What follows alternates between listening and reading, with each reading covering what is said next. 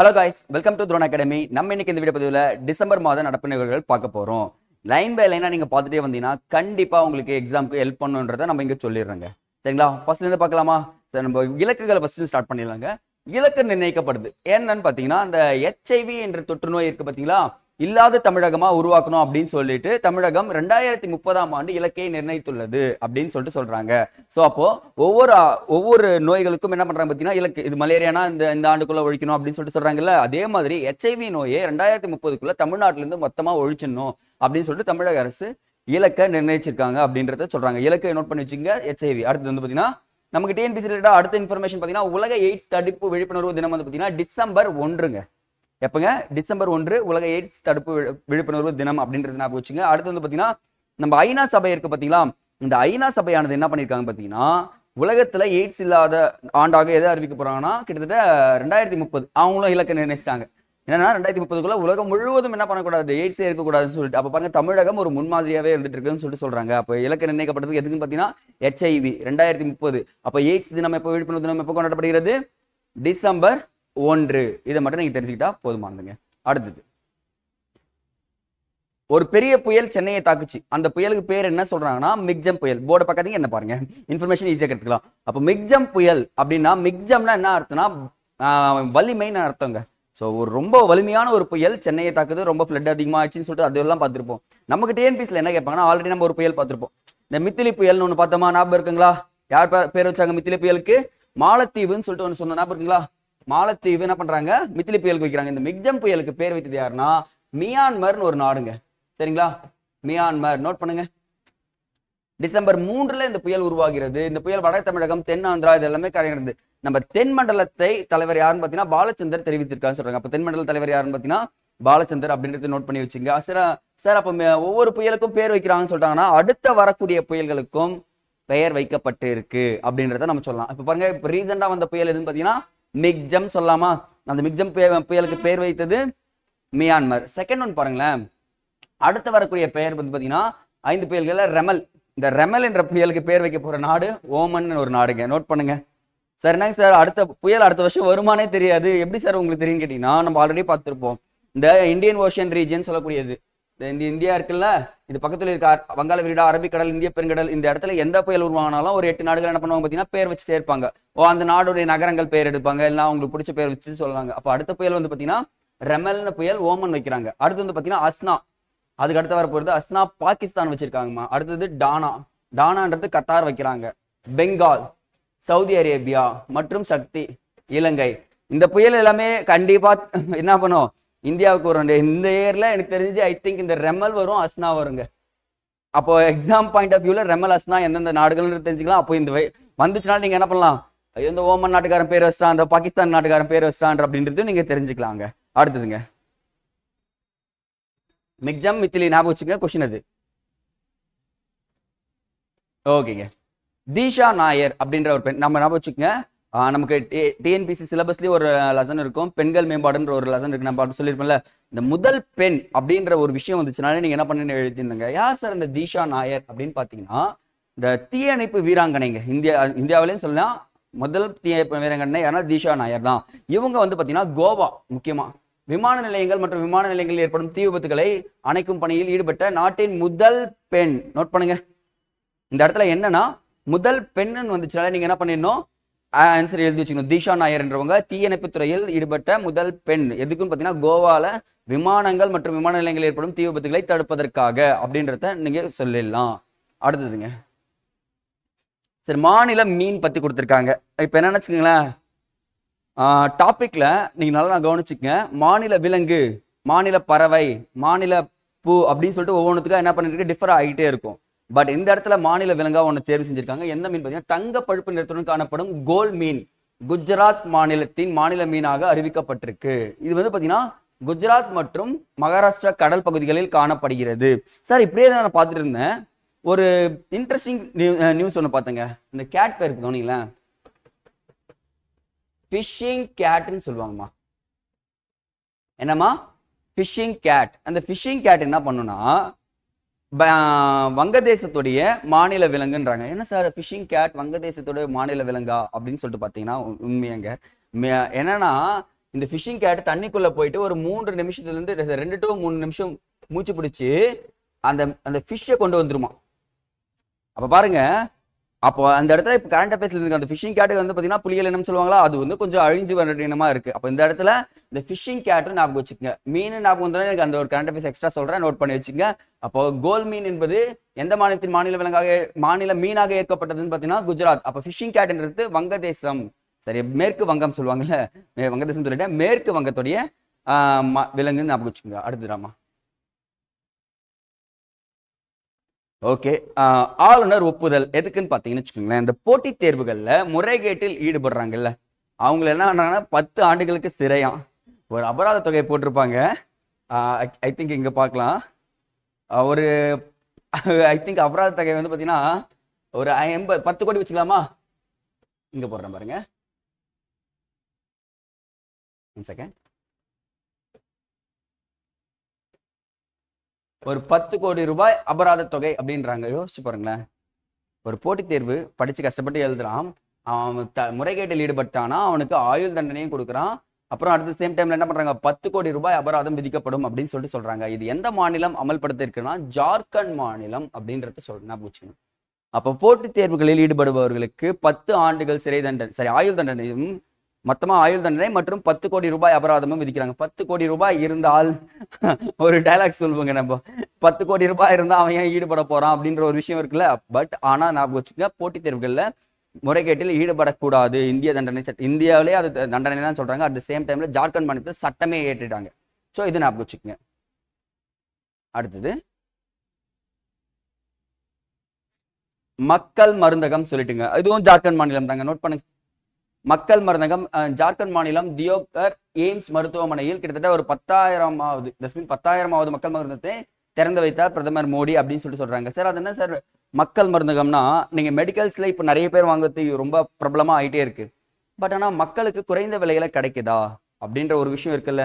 அப்போ மக்களுக்கு குறைந்த விலையில கிடைக்கிறதுக்காக ஒரு, இப்போ நம்ம பார்த்துருப்போம் அம்மா மருந்தகம் கேள்விப்பட்டிருக்கீங்களா, அதே மாதிரி மக்கள் மருந்தகம்னு ஒன்று ஸ்டார்ட் பண்ணி வச்சிருக்காங்க. பட் ஆனால் தமிழ்நாட்டில் இந்த ஸ்கீம் இன்ட்ரோடியூஸ் பண்ணியிருக்காங்க. எப்போன்னு பாருங்க, இதுதான் உங்களுக்கு இம்பார்ட்டன்ட். 2015 ஞாபகம் இருக்குங்களா, மக்கள் மருந்தகம் தமிழ்நாட்டில் 2016 கோயம்புத்தூரில் முதல் மக்கள் மருந்தகம் என்ன ஆயிடுச்சுன்னு பார்த்தீங்கன்னா வந்துருச்சுன்னு சொல்றாங்க. அப்போ நோட் பண்ணுங்க, இதுதான் உங்களுக்கு கொஸ்டின். மக்கள் மருந்தகம் 2015 தமிழ்நாட்டில் எப்போன்னு பார்த்தீங்கன்னா நவம்பர் 2, 2016. கொஸ்டின்மா இது எந்த நகரம்னு கேட்டாங்கன்னா கோயம்புத்தூர். சில இடங்கள்ல கோயம்புத்தூர் ரொம்ப ரொம்ப இம்பார்ட்டண்டா இருக்கும். நம்ம பார்த்துருப்போம், இந்த உத்தரகாண்ட்னு ஒரு மாநிலம் பார்த்தோமா, இந்த உத்தரகாண்ட் மாநிலத்தில் நான் ஒரு 4 இன்ஃபர்மேஷன் சொன்னேன், ஞாபகம் இருக்குங்களா பாருங்க. பொது சிவில் சட்டம் அவங்க தான் கொண்டு வந்தாங்க, ஆம்புலன்ஸ் சேவையை கொண்டு வந்தது அவங்க தான் அப்படின்னு சொல்றாங்க. 38வது தேசிய விளையாட்டு அவங்க தான் சொல்றாங்க. உலக முதலீட்டாளர் மாநாடும் எங்க நடந்துச்சு 2023 உத்தரகாண்ட் தான் சொல்றாங்க. அந்த உத்தரகாண்ட் மாநிலம் கரண்ட் அஃபேர்ஸ்ல இருக்கு. ஸோ அதை மிஸ் பண்ணிடாதீங்க. அட் த சேம் டைம்ல நம்ம கோயம்புத்தூரை மிஸ் பண்ணாதீங்கம்மா. அடுத்தது இது ஆல்ரெடி நம்ம பார்த்துருக்கோம், ஜஸ்ட் ஞாபகம் வச்சுக்க. டிசம்பர் 1 துபாயில என்னன்னு பார்த்தீங்கன்னா உலக பருவநிலை மாநாடு நடைபெற உள்ளது அப்படின்னு சொல்றாங்க. நீங்க நினைச்சிருப்பீங்க, சார் நம்ம அந்த பூமியை வெப்பமடைய வைக்கும் சில வாயுக்கள் இருக்கும் தெரியுங்களா. இப்போ for example CO2 carbon di oxide, chloro carbon அப்படின்னு சொல்லக்கூடியது எல்லாமே என்ன பண்ணுது பார்த்தீங்கன்னா பூமியை ரொம்ப வெப்பமடைய வச்சுட்டே இருக்கு. ஸோ இதை நம்ம என்ன பண்ணிட்டு இருக்கோம், அது இல்லாமல் இந்த எரிக்கிற பொருள்லாம் இருக்குல்ல, நம்ம என்ன பண்றோம், சுத்தமா எரி போட்டு சரி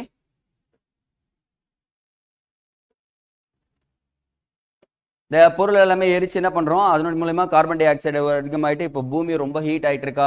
இந்த ஹீட்டோட தாக்கத்தை குறைக்கிறதுக்காகவே என்ன பண்றான்னு பார்த்தீங்கன்னா எல்லா உலக நாடுகளும் சேர்ந்து ஒரு மீட்டிங் கண்டெக்ட் பண்ணுவாங்க. அந்த மீட்டிங் பேர் தான் என்ன சொல்லுவாங்க, நம்ம ஆல்ரெடி பார்த்துருக்கோம், கான்ஃபரன்ஸ் ஆஃப் பார்ட்டின்னு சொல்லுவாங்க. COP28 எங்க நடந்ததுன்னு கேட்டாங்கன்னா துபாயில் நடந்தது. இதுதான் கொஸ்டின் உங்களுக்கு, சரிங்களா. அப்போ கான்ஃபரன்ஸ் ஆஃப் பார்ட்டி அப்படின்றக்கூடிய விஷயம் எங்க நடக்குதுன்னா இப்போ துபாயில். அப்போ இதுக்கு என்ன சொல்றாங்கன்னா வேர்ல்டு கிளைமேட்டிக் கான்ஃபரன்ஸ் சொல்லலாமா, இதுவும் இங்க சொல்லாங்க. இது எல்லாமே ஆனால் ரெண்டுமே துபாயில் நடந்திருக்கு. நல்லா கவனிச்சுங்க. இவங்க போவாங்க, மீட்டிங் கண்டெக்ட் பண்ணுவாங்க, எல்லாத்தையும் பத்தி பேசுவாங்க. பட் என்ன பண்ணுவாங்க, பூமியை இன்னும் வெப்பப்படுத்திட்டா இருப்பாங்க. நம்ம ஆல்ரெடி சொல்லியிருக்கோம், துபாயில இது வரைக்கும் ஃப்ளட் வந்தது இல்லை, 75 வருஷம் கழிச்சு திருப்பி ஃப்ளட் வருதுன்னா மழையால இதுதான் பிரச்சனைன்னு சொல்றாங்க. ஆனா துபாயில ஒரு விஷயம் இருக்குங்க, இந்த எக்ஸ்ட்ரா இன்ஃபர்மேஷன் கவனிங்களேன். இந்த அமில மழை செயற்கை மழையெல்லாம் கேள்விப்பட்டிருக்கீங்களா. இவங்க என்ன பண்றாங்கன்னா மேகங்கள் இந்த பக்கம் வர்றப்போ அவங்க ஹெலிகாப்டர் மூலியமா போயிட்டு மழை பெய்ய வைக்கிறது டெக்னாலஜி துபாய் யூஸ் பண்ணிட்டு இருக்காங்களாங்க. இதுதான் கிளைமேட் சேஞ்சுக்கு ஒரு காரணமாகவே இருந்துச்சுன்னு சொல்லிட்டு ஒரு பெரிய ஆர்டிகல் படித்தேன். அந்த ஆர்டிக்கல்ல கொடுத்துருந்தாங்க. ஸோ நீங்க தெரிஞ்சுக்க வேண்டியது என்னன்னா நம்ம கான்ஃபரன்ஸ் நடந்தது, இது மட்டும் தெரிஞ்சுக்கிட்டா போதுமானது. அடுத்ததுங்க,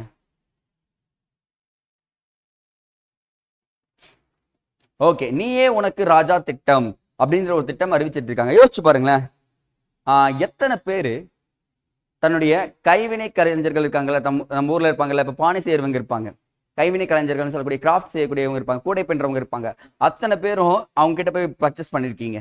எல்லாமே என்னன்னா பொருள் தயாரிச்சிருந்தாங்கன்னா சூப்பர் மார்க்கெட் போவோம், சூப்பர் மார்க்கெட்ல போனா எல்லாத்தையும் தர்றப்போ ஒன்று கிடைச்சுன்னு சொல்லுவாங்கல்ல. பட் கைவினை கலைஞர்களை பாதுகாப்பதற்காகவே கொண்டு வரப்பட்ட ஒரு திட்டம் தான் நீயே உனக்கு ராஜா திட்டம் அப்படின்றத ஞாபகம் வச்சுக்கலாம். இங்க பாருங்க, எங்க தமிழகத்தில் பாரம்பரிய கலைகளை காக்கவும் அழிந்து வரும் மரபுசார் கைவினைஞர்களை புத்துயிர் அளிக்கவும் நீயே உனக்கு ராஜா திட்டம் என்ன பண்றது தொடங்கப்பட்டுள்ளது அப்படின்னு சொல்லிட்டு சொல்றாங்க. அப்ப தமிழ்நாடு திறன் மேம்பாட்டு கழகம் சார்பில் இதான் நோட் பண்ணுங்க, சார்பில் இத்திட்டம் தொடங்கப்பட்டுள்ளது. சார் ஓகே சார், தொடங்கப்பட்டிருக்கு. நான் பார்த்துருப்பேன், எனக்கு தெரிஞ்சு 2-3 கைவினை கலைஞர்கள் சொல்றாங்க பாருங்க. தஞ்சாவூர்னு எடுத்துக்கிட்டா என்ன சொல்லலாம், தலையாட்டு பொம்மை சொல்லிடலாமா? அதை தாண்டி சில இன்ஃபர்மேஷன் எக்ஸ்ட்ரா நான் உங்களுக்கு கொடுக்குறேன். அப்படியே பாருங்க, இந்த இடத்துக்கு போனீங்கன்னா இந்த பொருளை பர்ச்சேஸ் பண்ண ஸ்டார்ட் பண்ணுங்க. அந்த கள்ளக்குறிச்சிக்கு போனீங்கன்னா இப்ப என்ன பண்ணிடலாம், மர வேலைப்பாடு கலைத்திறன் கொண்டது வந்துடலாங்க. சரிங்களா? அடுத்தது தஞ்சாவூர்னா தலையாட்டு பொம்மை ஞாபகம் வச்சுக்கலாமா? இந்த ராமநாதபுரம் பண ஓலையில் கலைத்திறன்க, பண ஓலையில என்ன பண்ணிருப்பாங்க, கலைத்திறனை வச்சிருப்பாங்கன்றாங்க. அடுத்து தூத்துக்குடியில கடல் சிப்பி கலைத்திறன், கடல்ல சிப்பி இருக்குல்ல அதனுடைய கலைத்திறன் பாக்குறேன்னு சொல்றாங்க. மதுரையில களிமண் மற்றும் காகித மட்பாண்டங்கள், அந்த கைக்காட்டு சாயம் அப்படின்னு சொல்லக்கூடியது, கைக்காட்டு சாயம்ன்றதும் இங்க மதுரையில நீங்க காணப்படும் சொல்றாங்க. அடுத்தது திருநெல்வேலியில பத்தைமடைப்பாய், அடுத்தது மட்பாண்டம் கலைத்திறனும் எங்க காணப்படுதுன்னா திருநெல்வேலியில காணப்படுது அப்படின்னு சொல்லிட்டு குறிப்புகள் கூறப்படுகிறது. அப்ப இந்த இடத்துல வந்து பாத்தீங்கன்னா ஒவ்வொரு இடத்துலயும் ஒரு கலைத்திறன் இருக்கு, அதை காப்பாத்துக்காக ஒரு திட்டம் போட்டிருக்கு, அதுதான் நீயே உனக்கு ராஜா. அப்ப கொஸ்டின் கேட்கலாமா, நீயே உனக்கு ராஜா எதனோட தொடர்புடையது அப்படின்னு சொல்லிட்டு கேட்டாங்கன்னா பாரம்பரியத்தை மீட்டெடுக்கவும் கைவினை கலைஞர்களை என்ன பண்ணலாம் பாத்தீங்கன்னா புத்துயிர் அளிக்கவும் உருவாக்கப்பட்ட திட்டம் தான் என்னது நீயே உனக்கு ராஜா அப்படின்றத நான் வச்சுக்கோங்க. மேட்ச் த ஃபாலோயிங் தான் கேட்டாங்கன்னா நீங்க ஈஸியா அட்டன் பண்ணிடலாங்க. அடுத்தது எங்க கொடுத்துருவாங்க பாருங்க, ஒரு நல்ல இன்ஃபர்மேஷன்ங்க. ஆயுர்வேத திருவிழா ஃபெஸ்டிவல் ரொம்ப ரொம்ப இம்பார்ட்டன்ட்ங்க. கண்டிப்பா கொஸ்டின் இருக்கு.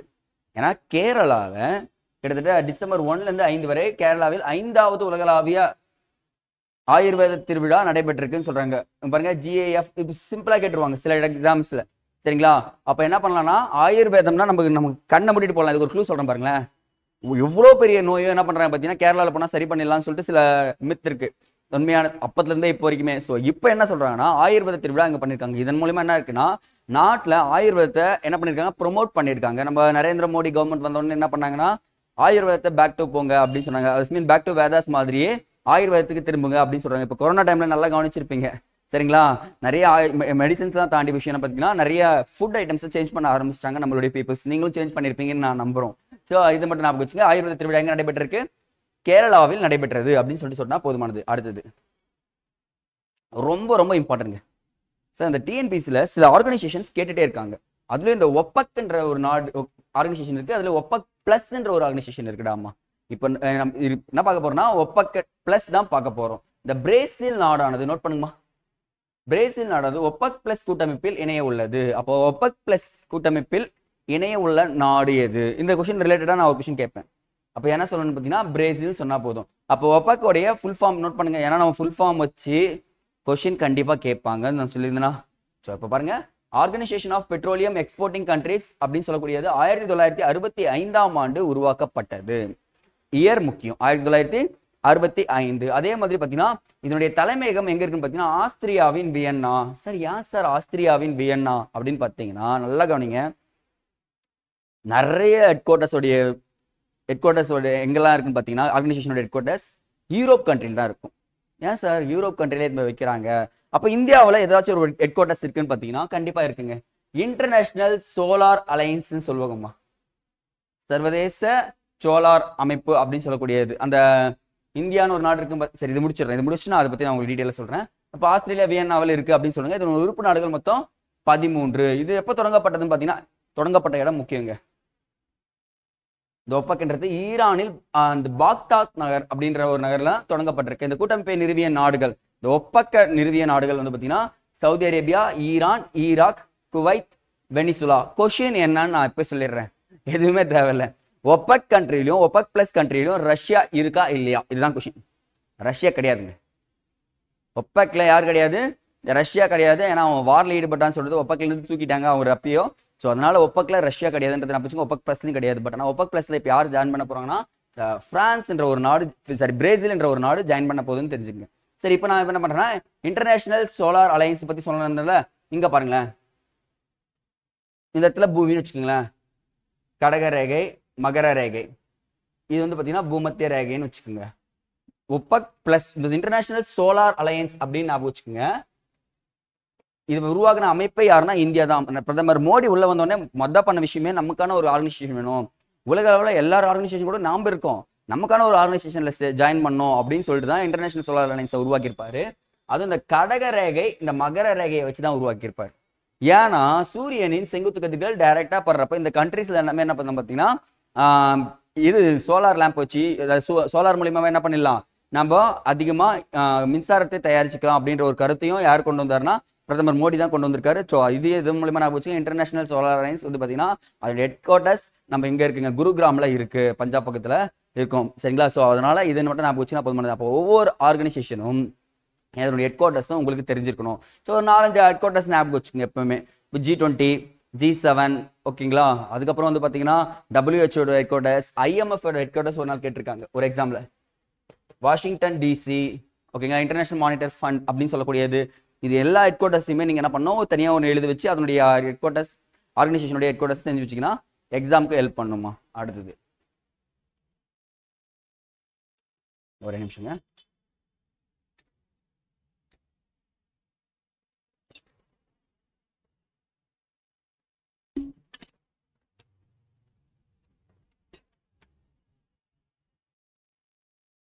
அடுத்து வந்து பார்த்தீங்கன்னா மிஷன் தக்ஷ் அப்படின்றாங்க. என்ன சார் பிரச்சனை? நம்ம தமிழ்நாடு கவர்மெண்ட் என்ன பண்றாங்க பார்த்தீங்கன்னா நிறைய நாடுகள் காப்பி அடிக்கிறாங்க. அட் த சேம் டைம் நம்மளுடைய பக்கத்து அண்டை மாநிலங்கள் என்ன பண்ண ஆரம்பிச்சிட்டாங்கன்னா காப்பி அடிக்க ஆரம்பிச்சிட்டாங்க. இந்த கொரோனா டைம்ல பசங்களுக்கு எழுத படிக்கிறதுக்கு ரொம்ப கஷ்டமா இருக்கு. அட் த சேம் டைம்ல பள்ளிக்கூடங்கள்ல இடைநிற்றல் அதிகமாகிடுச்சுங்க. ஸோ என்ன சார் பண்ணலாம் அப்படின்னு சொல்லிட்டு யோசிக்கிறப்போ இந்த பீகார்ன்ற ஒரு மாநிலம், பீகார் ஒரு கரண்ட் அஃபேர்ஸ்ல இருக்குன்னு நம்ம சொன்னோமா, ஜாதி வாரியாக கணக்கெடுப்பு நடத்திய முதல் மாநிலம் சொல்லிட்டு கேட்டாங்கன்னா நீங்க பீகாரை கண்ணை மூடிட்டு போட்டுருவீங்க. ஆனா இந்த இடத்துல பீகார் மாநிலம் என்ன பண்றாங்கன்னா பள்ளிகளில் இடைநிற்றலை குறைப்பதற்காக ஒரு ஆபரேஷன் ஸ்டார்ட் பண்ணிருக்காங்க. அதுதான் மிஷன் தக்ஷ் என்னக்கூடியது. ஓகேங்களா? பள்ளி இடைநிற்றலை குறைப்பது விதமாக மிஷன் தக்ஷ் என்பது அறிமுகம் செய்யப்பட்டது. எந்த அரசுன்னு பார்த்தீங்கன்னா பீகார் அரசு அப்படின்னு நான் வச்சுக்கேன். கிட்டத்தட்ட 3-8 வரையிலான பள்ளிகளுக்கு இந்த மாணவர்களுக்கு சிறப்பா ஒரு 3 விஷயங்கள் சொல்றாங்க பாருங்க. இந்தி, கணிதம், ஆங்கிலம் வகுப்புகளை வழங்குவது நோக்கமாக கொண்டுள்ளது. அப்போ நமக்கு டிஎன்பிசி ரிலேட்டடா மிஷன் தக்ஷ்ன்றது எந்த மாநிலம் சொல்லிட்டு கேட்டாங்கன்னா என்ன சொல்லணுங்க, பீகார் அப்படின்னு சொல்லிட்டு சொன்னாலே போதுமானதுராம். அடுத்ததுமா, விளையாட்டை ஊக்குவிக்கும் சிறந்த மாநில விருது யாருக்கு கொடுக்கப்பட்டிருக்குன்னா தமிழ்நாட்டுக்கு கொடுக்கப்பட்டிருக்கு. என்ன பிரச்சனைனா இங்க தான் நம்ம சொன்னோம், இந்த கேலோ இந்தியா விளையாட்டு போட்டிகள் இந்த ஆண்டு எங்க நடைபெற்றிருக்குன்னா தமிழ்நாட்டில் நடந்துச்சுங்க. சரிங்களா? ஒரு 4 நகரத்தை தேர்வு செஞ்சு அங்கே நடத்துனாங்க. ஸோ ஓரளவுக்கு நம்ம ப்ரைஸும் கெயின் பண்ணோம். நான் நேற்றே சில விஷயங்கள் நான் சொல்லியிருப்பேன். அதில் வந்து பார்த்தீங்கன்னா விளையாட்டு போட்டிகளில், விளையாட்டு துறைகளில் தமிழ்நாடு மேலே வந்துட்டே இருக்கும். இன்னும் ஐ திங்க் நான் 2030 நம்ம என்ன பண்ணுறோம் பார்த்தீங்கன்னா ஓரளவுக்கு க்ரோத் ஆகிட்டு இருப்போம் ஸ்போர்ட்ஸில். அப்போ ஸ்போர்ட்ஸில் நம்ம இன்க்ரீஸ் ஆகிறப்போ நம்ம எல்லா இடத்துலையுமே தெரிய ஆரம்பிப்போமா, இப்போ தமிழ்நாட்டிலேருந்து இவ்வளோ வீரர்கள் வந்தாங்கன்னு சொல்லிட்டு. ஸோ அதனாலேயே தமிழ்நாட்டை ஊக்குவிக்கும் சிறந்த மாநில விருது யாருக்கு கொடுக்கப்பட்டிருக்குன்னா தமிழ்நாட்டுக்கு வழங்கப்பட்டிருக்குன்னு சொல்லிட்டு தெரிஞ்சுங்கன்னா போதுமானது. இது நோட் பண்ணுங்கம்மா. இவ்விருதனை வழங்கும் அமைப்பு யாருன்னு கேட்டாங்கன்னா CIIன்னு சொல்லக்கூடியது, கான்ஃபெடரேஷன் ஆஃப் இந்தியன் இண்டஸ்ட்ரின்னு சொல்லக்கூடியது. இது புதுடெல்லியில் இருக்கு. 1895ஆம் ஆண்டு உருவாக்கப்பட்டது. அப்போ ஒரு நிறுவனம் ஒரு பரிசு கொடுக்குதுன்னா என்ன பண்றாங்க பார்த்தீங்கன்னா இதன் மூலமா இன்னும் உற்சாகம் அடைவாங்களா, மாணவர்களா இருக்கட்டும், ஸ்போர்ட்ஸ் மேனா இருக்கட்டும், அதன் மூலமா என்ன பண்ணுவாங்க, ஸ்போர்ட்ஸ்ல ஈடுபடுவாங்களா. ஸோ இதுக்காக தான் கொடுக்கப்பட்டிருக்கு. ஆனால் டிஎன்பிசியில் இது மட்டும் தான் முக்கியம். அடுத்ததுராமா, சரி, அடுத்தது பத்ரா வனவிலங்கு சரணாலயம் அப்படின்னு சொல்லக்கூடியது. என்ன பிரச்சனை, இது ஒரு ஹிஸ்டாரிக்கல் பேக்ரவுண்ட் கவனிச்சுக்கீங்களேன். நம்ம ஆக்சுவலா இங்க எடுத்துக்கிறேன், இது ஒரு பாயிண்ட். இங்க சவுத் ஆப்பிரிக்கா இருக்குன்னு வச்சுக்கோங்களேன். இந்தியா இங்க தான் இருந்துச்சு. ஐ திங்க் இந்தியா இங்கிருந்து வந்து தான் என்ன ஆயிடுச்சு, கொஞ்சமா ஜாயின் பிளேட் டெக்டானிக் தியரின்னு சொல்லக்கூடியது கண்டத்தட்ட நகர்வு கோட்பாடு மூலமா தான் இங்கே ஜாயின் பண்ணுச்சு. ஸோ நம்ம என்ன பண்றோம்னா அந்த ஆசிய சிங்கங்கள் ஞாபகம் இருக்குங்களா, ஏசியாட்டிக் லயன் சொல்லக்கூடிய லயனை கிட்டத்தட்ட எனக்கு தெரிஞ்சு ஒரு 50-20 தான் இருக்கும்னு நினைக்கிறேன். 50-55 மேல தான் இருக்கு. அதுவும் எங்க மட்டும் தான் வாழுதுன்னா கிர் தேசிய பூங்கா அப்படின்ற ஒரு பூங்கால தாங்க வாழ்ந்துட்டு இருக்கு. கிர் தேசிய பூங்கா எங்க இருக்குன்னா குஜராத்ல இருக்கு. அப்போ ஏசியா சிங்கங்கள் அதிகமாக வாழக்கூடிய பகுதி கிர் தேசிய பூங்கா. திடீர்னு ஒரு பிரச்சனை, கொஸ்டின் இது கேட்டிருக்காங்கம்மா பலமுறை. கெனன் டிஸ்டம்பர் அப்படின்ற ஒரு வைரஸ் தாக்கப்பட்டு, அது முக்கியமா அந்த சிங்கங்களையும் புலிகளையும் தாக்கக்கூடிய வைரஸ் தான் அது. அது தாக்கிட்டு கொரோனா மாதிரி இப்போ நமக்கு எப்படி கொரோனா வந்துச்சோ அதே மாதிரி கெனன் டிஸ்டம்பர்ன்ற வைரஸ் வந்து பார்த்தீங்கன்னா அந்த இருந்த சிங்கங்களை தாக்கி, ஏசியாட்டிக் சிங்கங்களை தாக்கி கிட்டத்தட்ட ஒரு 21 சிங்கங்கள் உயிரிழந்துச்சு. இதுதான் ஹிஸ்டாரிக்கல் பேக்ரவுண்ட். உயிரிழந்த உடனே இந்தியாவுக்கு ஒரு பெரிய பயம். ஏன்னா இருக்கிறதே ரொம்ப கம்மியான இனம் அழிந்து வருதுன்னா அதை பாதுகாக்கக்கூடிய கடமை யார்கிட்ட இருக்கு? இந்திய அரசாங்கத்துக்கும் உலக நாடுகளுக்கும் இருக்கா? அப்ப இந்திய அரசாங்கம் யோசிக்கிறாங்க. இதே சூழ்நிலையில இருக்கிற இன்னொரு தேசிய பூங்கா எது அப்படின்னு சொல்லிட்டு செலக்ட் பண்றப்பதான் நமக்கு கிடைச்சது என்னன்னு பாத்தீங்கன்னா பத்ரா வனவிலங்கு சரணாலயம் சொல்லக்கூடியது. இது எங்க இருக்குன்னு பாத்தீங்கன்னா அந்த குஜராத்ல பக்கத்திலேயே இருக்குங்க.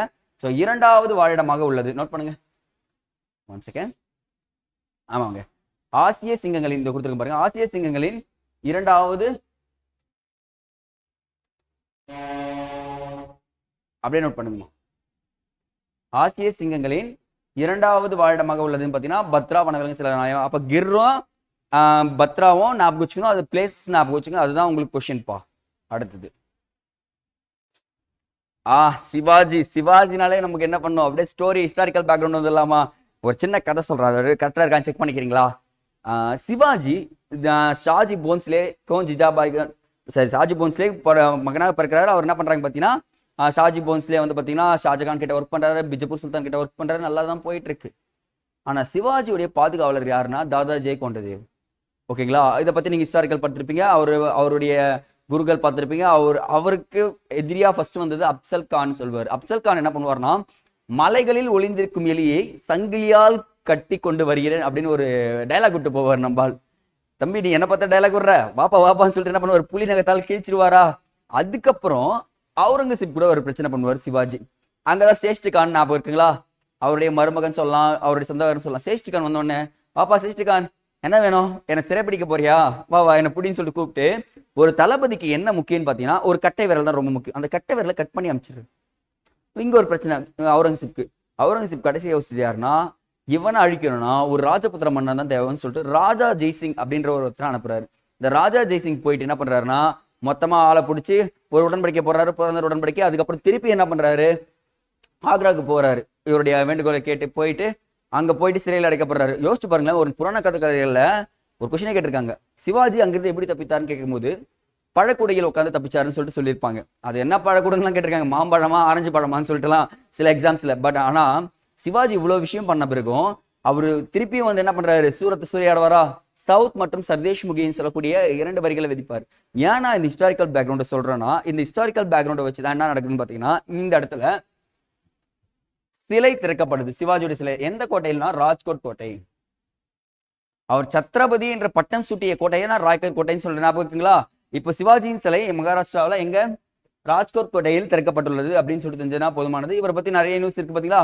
இதான் நான் ஹிஸ்டாரிக்கலா கொடுத்திருந்தேன்.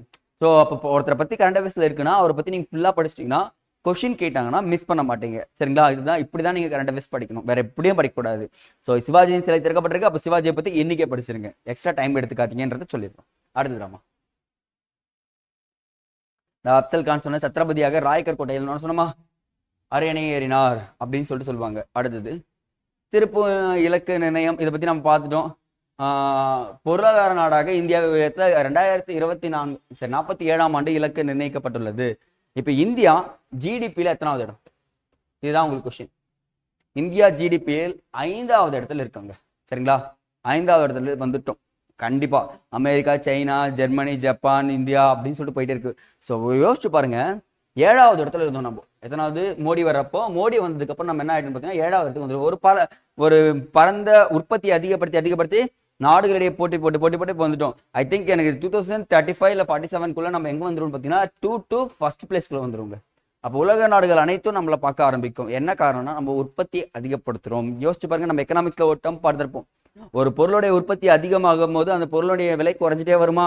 இப்போ உற்பத்தி அதிகமாகிட்டே இருக்கு. ஒரு பொருளுடைய டிமாண்ட் அதிகமாச்சுன்னா அதனுடைய விலை என்ன ஆயிட்டு இருக்கும், இன்க்ரீஸ் ஆகிட்டே இருக்குமா? அதையும் நம்ம படிச்சிருப்போம். ஸோ இப்போ இலக்கு நிர்ணயிக்கப்பட்டிருக்கு 2047 நம்ம ஏன்னா பெரிய பொருளாதார நாடாக உயர்ந்திருப்போம்னு சொல்லிட்டு சொல்லியிருக்காங்கம்மா. அடுத்தது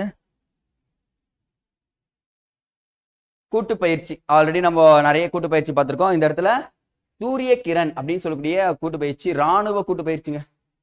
யார் யாருன்னு பார்த்தீங்கன்னா இந்தியா நேபாள் இடையிலான சூரிய கிரண் ராணுவ கூட்டு பயிற்சி உத்தரகாண்ட் மாநிலத்தில் நடைபெற உள்ளது. திருப்பியும் யார் வந்திருக்கான்?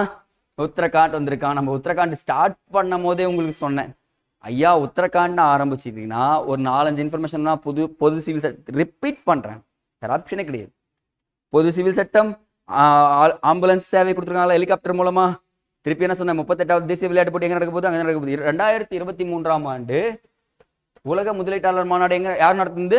உத்தரகாண்ட் தான் நடத்தாங்க. அட் த சேம் டைம்ல இப்போ இந்தியா நேபாளம் ராணுவ கூட்டு பயிற்சி உத்தரகாண்ட்ல நடந்திருக்குன்னு சொல்றாங்க. பாருங்க 5 இன்ஃபர்மேஷன். நான் ஏன் அதை நான் உங்களுக்கு சொல்றேன்னா, கொஸ்டின் வந்தா நீங்க கண்டிப்பா மிஸ் பண்ண மாட்டீங்க, எனக்கு அதெல்லாம் கேட்டுட்டீங்க. அடுத்து ஒரு நல்ல இன்ஃபர்மேஷன் பாருங்க. கீதா கவுல் அப்படின்னு சொல்லக்கூடியவங்க ஆக்சுவலா இந்தியாவிலேயே மகாபாரதம் ராமாயணமா இருக்கட்டும் எல்லா இதிகாசங்கள்லயும் ஒரு போர் வந்து என்ன பண்ணுவாங்கன்னா ஒரு இடத்த செலக்ட் பண்ணுவாங்களா, இந்த இடத்துல நம்ம 2 பேரும் என்ன பண்ணலாம் போர் புரியலான்னு சொல்லுவாங்களா. மகாபாரதத்துல குருஷேத்ரான்னு சொல்லிட்டு கேள்விப்பட்டிருக்கீங்களா? அதே மாதிரி நம்ம பாகிஸ்தான் சைனாவா இருக்கட்டும் ஒரு போர் இடம் இருக்குங்க. பெரிய உலகிலே மிக உயரமான போர் தளவாடம் சொல்லக்கூடியது சியாச்சின் கிளேசியர் சொல்லக்கூடிய சியாச்சின் பனிப்பாறை பனி உறைவிடம் அப்படின்னு சொல்லுவாங்க. இங்க கொடுத்துருக்காங்க பாருங்க, சியாச்சின் கிளேசியர்னு சொல்றாரு. இந்த இடத்துல கீதா கவுல் என்ற இமயமலை தொடரில் உள்ள சியாச்சின் ராணுவ பள்ளியில் மருத்துவ அதிகாரியாக நியமிக்கப்பட்டுள்ளார். அப்ப பாருங்க, நான் ஆல்ரெடி சொல்லியிருக்கேன், தீஷா நாயர்னு ஒருத்தர் பார்த்தோமா, கோவாவில் என்ன பண்ணிருக்காங்க முதல் தீயணைப்பு வீராங்கனைன்னு சொன்னோமா. இந்த இடத்துல கீதா கவுல்ன்றவங்க யாருன்னு பாத்தீங்கன்னா சியாச்சின் ராணுவ பள்ளியில் முதல் பெண் மருத்துவ அதிகாரி அப்படின்றத குறிப்பிட்டிருக்காங்க. ஸோ அதனால கண்டிப்பா கொஸ்டின் கேட்கறதுக்கு வாய்ப்பு இருக்கு. அப்போ என்ன பண்றீங்கன்னா இதை கொஞ்சம் நோட் பண்ணி வச்சுக்கோங்க. அடுத்தது ஆஹா, கஜ்ரா அமைப்பு ரொம்ப ரொம்ப நல்ல ஒரு டாபிக்ங்க. இந்த டாபிக் பத்தி பேசுறப்போ நாங்க ஒரு எஸ்ஏவே எழுத சொல்வேன். த மேன் அனிமல் கான்ஃபிளிக்ட் சொல்லக்கூடியது, மனிதர்களுக்கும் மிருகங்களுக்கும் அடிக்கடிக்கு சண்டை வருதா, எப்போ நாங்க சண்டை போட்டோம் அப்படின்னு சொல்லிட்டு யோசிக்க கூடாதுங்க. விலங்குகள் இப்போ என்ன பண்ணுது, காட்டுல தண்ணி இல்லைனாலும் காட்டுல உணவு இல்லைனாலும் எங்க வருது, நகர்ப்புறத்துக்கு வருதுங்களா. இதன் மூலியமா மனிதர்கள் தாக்கப்படுறாங்களா, இதுதாங்க மேன் அனிமல் கான்ஃபிளிக்ட்னு சொல்லக்கூடியது. இதை தாண்டி ஒரு விஷயம் என்ன நடக்குதுன்னா, ரயில்வே ட்ராக்ல நிறைய விலங்குகள் என்ன பண்ணுதுன்னா இறந்து போகுது. இப்போ ஃபார் எக்ஸாம்பிள் யானைகள் அதிகமா இறக்குது. ஏன்னா அதனுடைய தளவாடம் காட்டுக்கு நடுவில் அமைச்சிருக்கீங்க, காட்டு கடந்து போறப்போ ரயில்வே ட்ராக் கடந்து போறப்போ ட்ரெயின் போய் அடிச்சிருது. அட் த சேம் டைம்ல இப்போ பாத்தீங்கன்னா பசுக்களா இருக்கட்டும் மான்களா இருக்கட்டும் எக்கச்சக்கமான விலங்குகள் இறந்து போயிட்டே இருக்கு. ஸோ இதை தடுக்கணும்னா ஒரு அமைப்பு ஏற்படுத்தினா அதான் கஜ்ராஜ் அமைப்புன்னு சொல்லக்கூடியது. கஜ்ராஜ் சிஸ்டம் என்னன்னா ரயில் உயிரிழப்பை தடுப்பதற்காக உருவாக்கப்பட்ட செயற்கை நுண்ணறிவு அப்படின்னு சொல்றாங்கம்மா. ஸோ இதை மட்டும் நோட் பண்ணுங்க. கஜ்ராஜ் அமைப்புனா என்னன்னா ரயில் தண்டவாளங்களை யானைகள் கடக்கும் போது அதை தடுப்பதற்காக உருவாக்கப்பட்ட செயற்கை நுண்ணறிவு அமைப்பு தான் என்ன சொல்றாங்கன்னா கஜ்ராஜ் அமைப்பு. அப்போ கஜ்ராஜ்னா கஜம் படைத்தவர், பலம் படைத்தவர் ஞாபகம் வச்சுக்கலாம். அப்ப இந்த இடத்துல யானைகள் தான் ரொம்ப ரொம்ப இம்பார்ட்டன்ட்பா. அடுத்தது நமக்கு எக்ஸ்ட்ரா இன்ஃபர்மேஷன் சொல்றேன் பாருங்க. யானைகள் தினம். யானைகள் வந்து பாத்தீங்கன்னா ஹெரிட்டேஜ் அனிமல் சொன்னோமா, பாரம்பரிய விலங்கு எது நமக்கு இந்தியாவுக்கு, யானை தான் சொல்றாங்க. அப்போ யானைகள் தினம் ஆகஸ்ட் 12ஆம் தேதி கொண்டாடப்படுகிறது. சொன்ன பாருங்க, இந்தியாவின் பாரம்பரிய விலங்கு யானை 2010ஆம் ஆண்டு ஏற்றுக்கொள்ளப்பட்டது. நமக்கு ஒரு லெசன் இருக்கு, ஞாபகம் இருக்குங்களா? தேசிய சின்னம்னு ஒரு லெசன் இருக்கு. நான் சொல்றதெல்லாம் கரெக்டா இருக்கான்னு செக் பண்றீங்களா? மயில், பனைமரமா இருக்கட்டும், பனைமரம் நமக்கு ஓகேங்களா. அதுக்கப்புறம் ஒவ்வொன்றா இருக்கும் பாருங்க, அந்த தாமரையா இருக்கட்டும், இது எல்லாமே இயர்ஸ் கொடுத்துருப்பாங்களா. ஸோ இப்போவே என்ன உட்காடுறீங்கன்னா அது ஃபுல்லா எடுத்து தேசிய சின்னங்கள்ல அந்த சின்னங்களை படிச்சு வச்சுக்கோங்க, மிஸ் பண்ணாதீங்க. அடுத்தது ஸோ யானைகள் மாநில விலங்குகள் ஒரு லிஸ்ட் இருக்கு, அதையும் படிங்க. இந்த கர்நாடகாவில் யானைகள் அதிகமாக உள்ளது. அப்போ இந்த கர்நாடகா கேரளாவுக்கு மாநில விலங்கு எதுன்னு கேட்டீங்கன்னா யானைகள் தான்ப்பா. அப்போ யானைகள் வந்து பார்த்தீங்கன்னா கர்நாடகாவும் கேரளாவுக்கும் ஒரு மாநில விலங்கா செயல்பட்டு இருக்குன்னு சொல்றாங்க. அப்போ அதிகமாக ரயிலில் அடிபட்டு இறக்கின்ற மாநிலம் யாருன்னு கேட்டா அஸ்ஸாம்ப்பா. யானைகள் அதிகமா ரயிலில் அடிபட்டு இறக்குன்னா அஸ்ஸாம் மாநிலம். அஸ்ஸாம் ஏன்னா வடகிழக்கு மாநிலங்கள்ல ஒன்றா, அந்த இடத்துல என்ன பண்றாங்க, மலைகளிலும் சரி காடுகள் பகுதிகளில் என்ன பண்ணிருப்பாங்க பார்த்தீங்கன்னா ரயில் தண்டவாளங்கள் அமைச்சிருப்பாங்க. அந்த ரயில் தண்டவாளங்கள்ல யானைகள் கிடக்கும்போது என்ன ஆகுதுன்னு பார்த்தீங்கன்னா ரயில் அடிபட்டு இருக்குதுன்னு சொல்றாங்க. இன்னொரு நல்ல சிஸ்டம் கொண்டு வந்திருக்காங்கப்பா, ஜஸ்ட் இந்த படம் மூலியமா சொல்றாங்க, புரியுதா பாருங்க. ட்ரெயின் போயிட்டே இருக்குன்னு வச்சுக்கோங்களேன், இந்த பகுதி என்ன பண்றாங்கன்னா இப்படி கொண்டு வந்திருக்காங்களாம். இப்ப யானை போறப்போ இங்கேயே ஃபர்ஸ்ட் கீழே பட்டுச்சுன்னா அது மேல வந்து விழுந்துருமா அந்த யானை. இங்க விழுந்த உடனே என்னன்னா அந்த சென்சார் மூலியமா தெரிய வச்சு அதை தடுப்பான்னு சொல்லியிருக்காங்க. இது வந்து பார்த்தீங்கன்னா ஒரு இன்டர்வியூல கேட்ட கொஸ்டின்ப்பா யூபிஎஸ்சியில். ஸோ நீங்க தெரிஞ்சுக்க, அந்த கஜ்ரா சிஸ்டம் கண்டிப்பா இப்போ வரைக்கும் கரண்ட் அஃபேர்ஸ்ல இருந்துட்டே இருக்கு.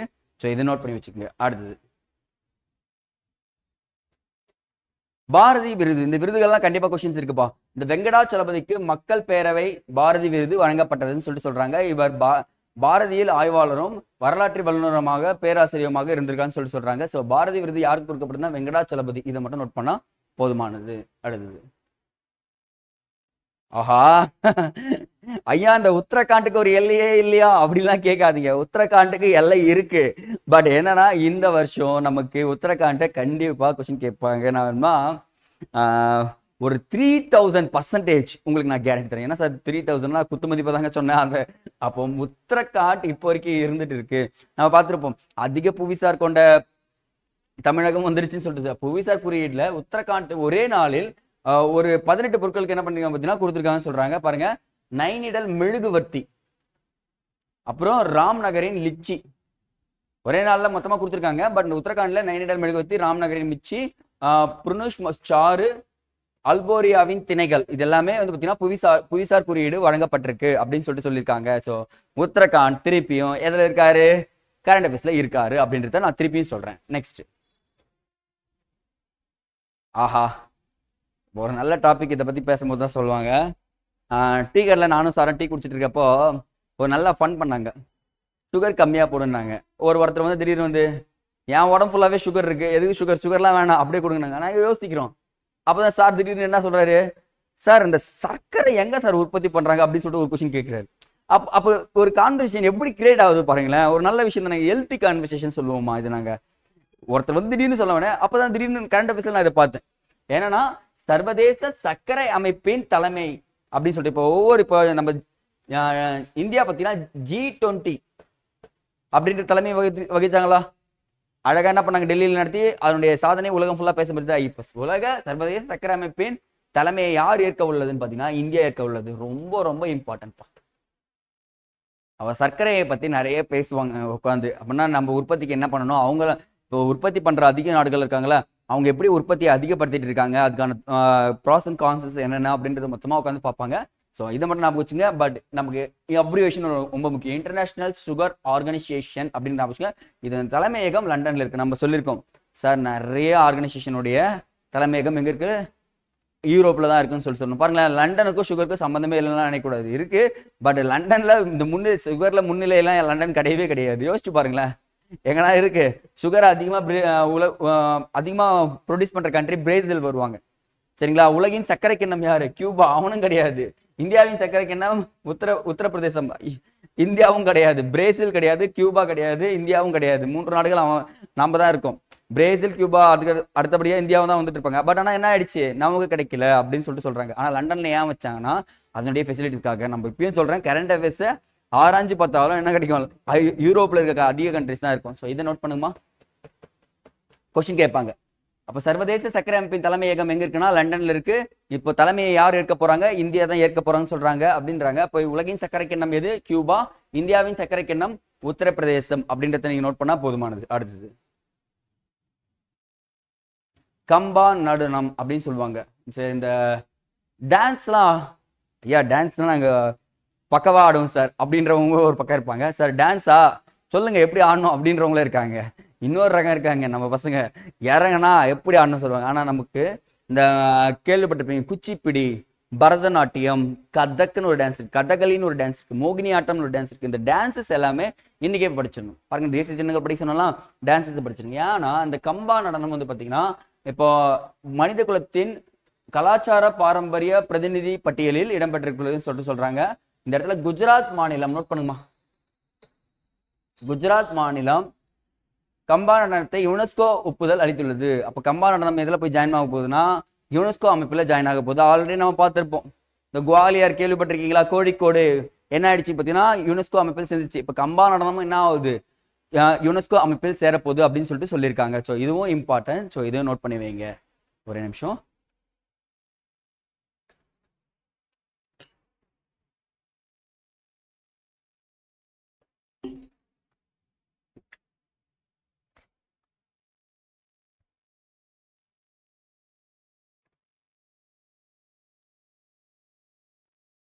அடுத்ததுமா, இந்தியாவிலிருந்து 15 கூறுகள் யுனெஸ்கோவின்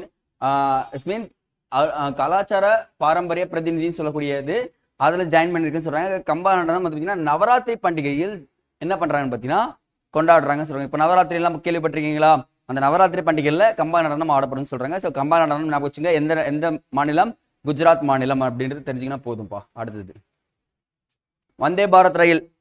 ஆல்ரெடி தெரியும், நம்ம இதை பத்தி நம்ம நிறையவே டிஸ்கஸ் பண்ணிட்டோம் 2019 வந்துச்சுன்னு சொல்லிட்டு. பட் நமக்கு தெரிஞ்சுக்க வேண்டிய விஷயம் என்னன்னா, எங்க ஃபர்ஸ்ட் ஸ்டார்ட் பண்ணாங்கன்றது தெரிஞ்சுக்கிட்டா போதுமானது. நோட் பண்ணுங்க.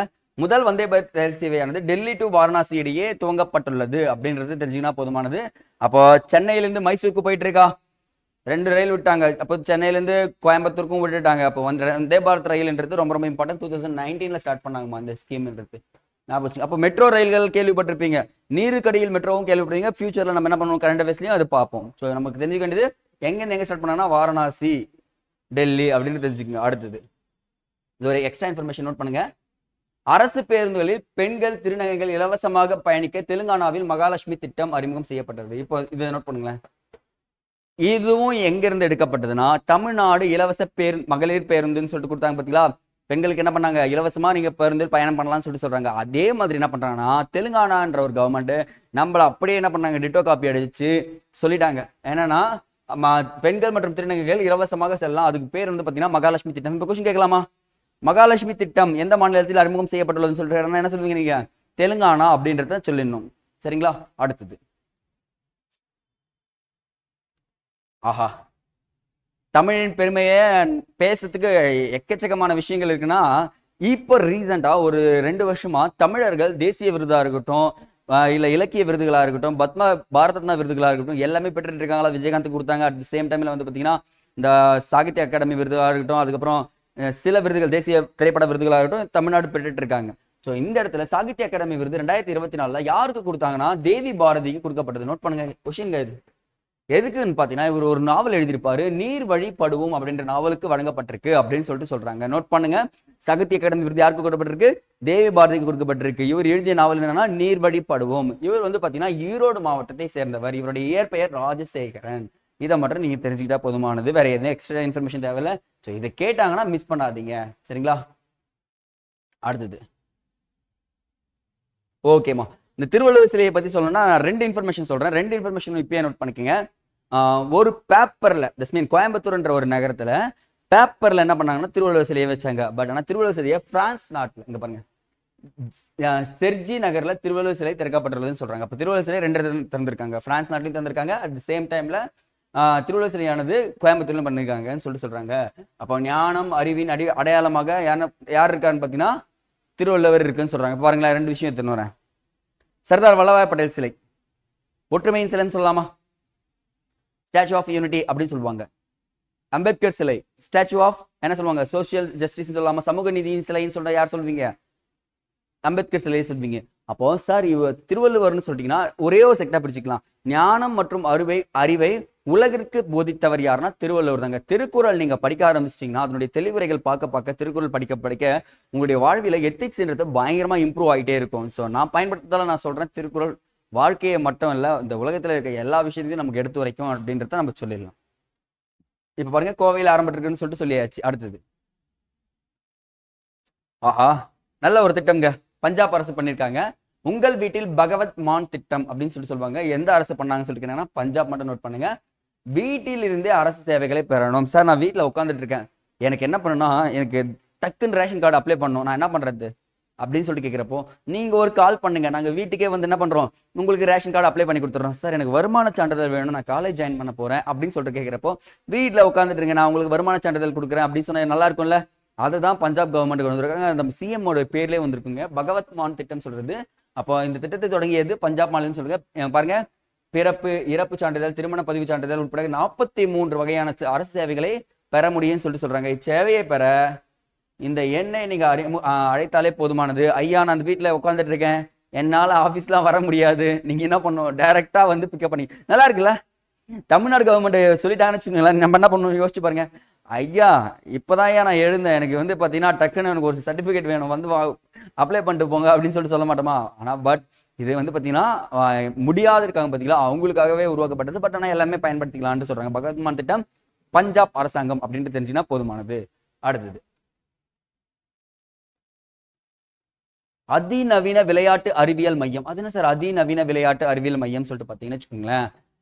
இந்தியாவின் மிகப்பெரிய, நோட் பண்ணுங்க, மிகப்பெரியன்றத விளையாட்டு அறிவியல் மையம் எங்க திறக்கப்பட உள்ளதுன்னு சொல்லிட்டு கேட்டாங்கன்னா ஒடிசாவின் கலிங்கா மைதானத்தில் திறக்கப்பட உள்ளது. ஆல்ரெடி நம்ம பார்த்திருப்போம், இந்தியாவிலே மிகப்பெரிய ஸ்டேடியம் கிரிக்கெட் மைதானம் சொல்லிட்டு பார்த்தீங்கன்னா அகமதாபாத் சொல்லாமா கிட்டத்தட்ட ஒரு 60,000 ஒரு 70,000 பேர் உட்கார்ற அளவுக்கு கெப்பாசிட்டி இருக்கு. ஸோ அறிவியல் விளையாட்டு மையம்னா அறிவு சார்ந்த விளையாட்டுகளும் இங்க அதிகமா இருக்குன்னு சொல்றாங்க. எங்க உருவாக்கப்பட்டிருக்குன்னா ஒடிசாவில் உருவாக்கப்பட்டிருக்கு. கலிங்கா மைதானத்துன்றது தெரிஞ்சுக்கலாம் போதுமான. ஒடிசா கரண்ட் அஃபேர்ஸ்ல இருக்கு, அவங்களும் நிறைய கரண்ட் அஃபேர்ஸ்ல பேசப்பட்டிருக்கும். அடுத்தது இஸ்ரோ திட்டம். சந்திராயன் 3 வெற்றியை தொடர்ந்து 2040ஆம் ஆண்டில் சந்திரனுக்கு இந்திய வீரர்களை அனுப்பும் திட்டம் செயல்படுத்த போறோம்னு சொல்லியிருக்காங்க. ஓகேங்க, நல்ல ஒரு விஷயம் தானே சார். நீங்க நான் இதை பத்தி நான் பயங்கரமா கிரிட்டிக் பண்ணியிருக்கேன் ஒரு இடத்துல. நாசா நிலவுக்கு நீல் ஆம்ஸ்ட்ராங் அனுப்பிச்சாரு, முதல் ஒருத்தர் போனார், ரெண்டாவது ஒருத்தர் போனாருன்னு சொல்லிட்டு பார்த்துருப்போம். ஏன் அதுக்கப்புறம் இன்னொரு மனுஷனை அனுப்பவே இல்லை? ஓ, அந்த இடம் நாசா தானா அப்படின்னு சொல்லிட்டு நிறைய இடத்துல கொஸ்டின்ஸ் வந்துட்டே இருந்துச்சு. எனக்குள்ளேயே அந்த கேள்வி இருந்தது, என்ன சார்? ஆனால் உண்மையாவே போயிருக்காங்கன்றது கடைசி தெரிஞ்சுக்கணும். ஏன் அனுப்ப முடியலன்னா அதுக்கப்புறம் அவங்க அந்த நான் தான் போயிட்டேனே திருப்பி ஏன் போகணும்? இப்போ ஹை லெவல் போஸ்டிங் என்னன்னு பார்த்தீங்கன்னா உங்களுக்கு சிவில் சர்வீஸ் எடுத்தீங்கனால யூபிஎஸ்சி சொல்லுவான். இப்போ டிஎன்பிஎஸ்சி எடுத்தீங்கன்னா குரூப் 1 சொல்லுவாமா, நான் தான் குரூப் 1 பாஸ் பண்ணேன், அடுத்த போஸ்டிங் எதுவும் கிடையாது, ப்ரொமோஷன் தான் சொல்லுவாங்க. அதே மாதிரி தான் அவங்க விட்டுட்டாங்க. பட் ஆனால் இந்தியா அதை விடலை. இந்தியா என்ன பண்ண போறாங்கன்னா 2040 கண்டிப்பா என்ன பண்ண போறாங்க, வீரர்கள் அனுப்ப போறாங்க. அதுக்கான தேர்வுகளும் போயிட்டு இருக்கு, அதுக்கான நடைமுறைகளும் வந்துட்டு இருக்கு. ஆல்ரெடி நம்ம பார்த்திருக்கோம், சர்வதேச விண்வெளி மையமும் கட்ட போறாங்க. எங்கன்னு பாத்தீங்கன்னா நம்ம விண்வெளி 400 கிலோமீட்டர்ல இங்க இருந்து கண்டிப்பா கட்டிட்டாங்கன்னா டிக் டிக் டிக் படம் பாத்தீங்களா, அது நமக்கு சொந்தமாயிடுங்க. அந்த விண்வெளி மையமே நமக்கு சொந்தமா தான் இருக்கும். நம்ம எப்பவுமே நம்ம வீடு மாதிரி தான் போயிட்டு அழகா தங்கிட்டு அங்கிருந்து ரிசர்ச் பண்ணிட்டு வந்துடலாம்னு சொல்லிட்டு சொல்றாங்க. ஸோ ஞாபகம் வச்சுங்க, எத்தனை பேர் 2040 சந்திராயன் 3 வீரர்கள் அனுப்ப போறதா சொல்றாங்க. 4 விமானிகள் தேர்வாயிருக்குன்னு சொல்றாங்கம்மா, நோட் பண்ணி வச்சுங்க. அடுத்தது எக்ஸசைஸ் இப்பதான் பார்த்தோம். வின் பேக்ன்றது இதுலயே ஞாபகம் வச்சுக்கலாமா, வியட்நாம் ஞாபகம் வச்சுக்கலாமா, இந்த இடத்துல இந்தியா, வியட்நாம் இந்தியா, வின் பேக்ன்றது. ஒன் செகண்ட் பாருங்க, ஃபர்ஸ்ட் வின்றது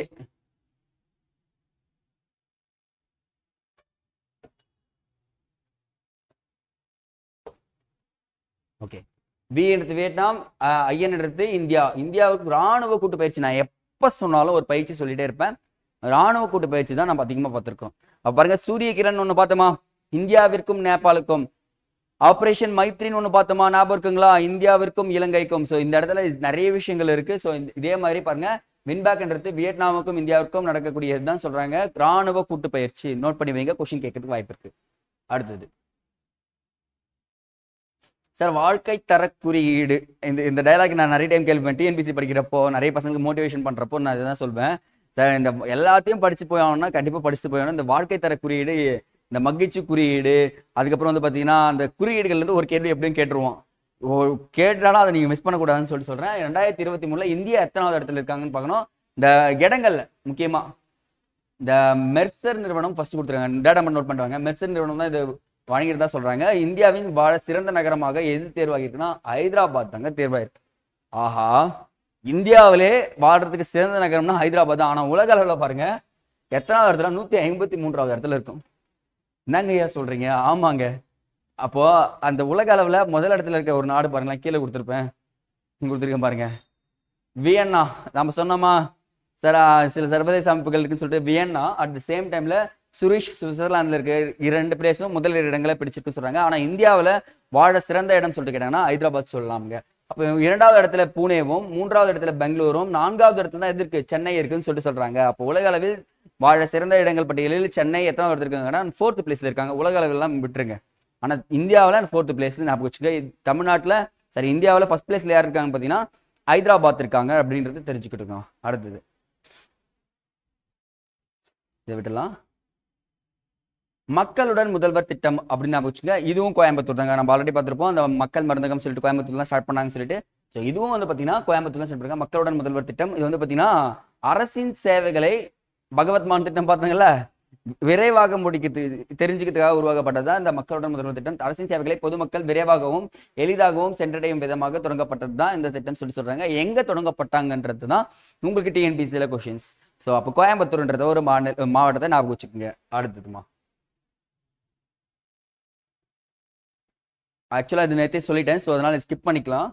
எங்கள் பள்ளி மிளிரும் பள்ளின்றது பார்த்தீங்கன்னா எக்ஸ்ட்ரா வச்சிருக்குது. என்னன்னா அந்த பள்ளிக்கூடங்களை தூய்மைப்படுத்தணும் அப்படின்னு சொல்லிட்டு உருவாக்கப்பட்ட திட்டம் தான் சொல்லுவாங்க. ஸோ இது எக்ஸ்ட்ரா இன்ஃபர்மேஷன் மட்டும் நோட் பண்ணிக்கங்க. நம்ம ஸ்கூல் ஃபவுண்டேஷன் நம்ம பள்ளின்றது எப்போ தொடங்கப்பட்டதுன்னு பார்த்தீங்கன்னா 19/12/1922 ஆண்டு தொடங்கப்பட்டது அப்படின்னு சொல்லிட்டு சொல்றாங்க. அப்போ மனம் திட்டம் சொல்லக்கூடியது 21/12/2022 ஆண்டு தொடங்கப்பட்டதுன்னு சொல்லியிருக்காங்க. அப்போ எங்கள் பள்ளி மிளிரும் பள்ளி வந்து பார்த்தீங்கன்னா பள்ளிகளை சுத்தமாக வைத்திருக்கும் ஒரு திட்டம் சொல்றாங்க. நம்ம ஆல்ரெடி பார்த்துருப்போம். நம்ம 90s கிட்ஸா இருக்கட்டும், 2K கிட்ஸா இருக்கட்டும், 80s கிட்ஸா இருக்கட்டும், ஃபர்ஸ்ட் பள்ளிக்கூடம் போனோன்னே என்ன பண்ணி ஆகணும், ஃபுல்லாக கிரவுண்ட்லேருந்து பள்ளிக்கூடம் வரைக்கும் இருக்கிற குப்பைகளை என்ன பண்ணும், அப்புறப்படுத்தணும்னு சொல்லியிருப்பாங்களா. பட் அது ஒரு திட்டமாகவே இப்போ கொண்டு வந்துட்டாங்க. ஒரு குழுக்கள் உருவாக்கி அந்த குழுக்களுக்கு பயிற்சி கொடுக்குறாங்க. அந்த குழுக்கள் பள்ளி வளாகத்தை தூய்மையாக வச்சுக்கணும்னு சொல்லிட்டு சொல்றாங்க. ஒரு நல்ல விஷயம் தாங்க, தப்பெல்லாம் கிடையாதுங்க. அடுத்தது குழந்தைகள் வளர்ப்பு பட்டியல் அப்படின்னு சொல்றாங்க. ஸோ நோட் பண்ணி வைங்க, கொஷின் கண்டிப்பா இருக்கு. ஸ்வீடன் நாடுங்க, உலக அளவில் குழந்தைகள் ஸ்வீடன் நாடு குழந்தைகள் வளர்ப்பு பட்டியலில் முதலிடம் பிடித்துள்ளது அப்படின்னு சொல்றாங்க. 2வது நார்வே, 3வது பின்லாந்து, 4வது டென்மார்க் அப்படின்னு அடுத்தடுத்த இடங்கள்ல இருக்கு அப்படின்றாங்க. என்ன சார் குழந்தைகள் வளர்ப்பு பட்டியலில் பிரச்சனைன்னு சொல்லிட்டு பார்த்தீங்கன்னா, குழந்தைகளை அடிக்காம சண்டை போடாம திட்டாம வளர்க்கறதுலாம் கிடையாது, குழந்தைகளை ஆரோக்கியமா வளர்க்கறது சொல்றாங்க. இந்தியா எத்தனாவது இடம் பிடிச்சிருக்காங்கன்னா 79வது இடத்தை பிடிச்சிருக்காங்க.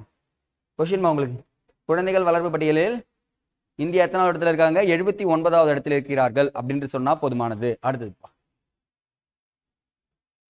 உலக வர்த்தக மையம், வைர வர்த்தக மையம். சாரிங்க, வைரம்னாலே ஞாபகம் வச்சுக்கணும், குஜராத் மாநிலத்தில் தான் பண்ணியிருப்பாங்க. அப்போ வைர வர்த்தக மையம் எங்கு அமைந்துள்ளது அப்படின்னு சொல்லி கேட்டாங்கன்னா குஜராத் மாநிலத்தில். உலகின் மிகப்பெரிய, நோட் பண்ணுங்க, உலகின் மிகப்பெரிய வைர வர்த்தக மையம் எங்கு அமைக்கப்பட உள்ளதுன்னா நீங்க கண்ணை மூடிட்டு என்ன பண்ணலாம், குஜராத்தை போடலாம். ஏன்னா குஜராத்லாம் வைர வியாபாரி இந்த நீரவ் மோடி அப்படின்னு சொல்லிட்டு ஒருத்தர் போனார், ஞாபகங்களா, விஜய் மல்லையாக்கு அப்புறம்.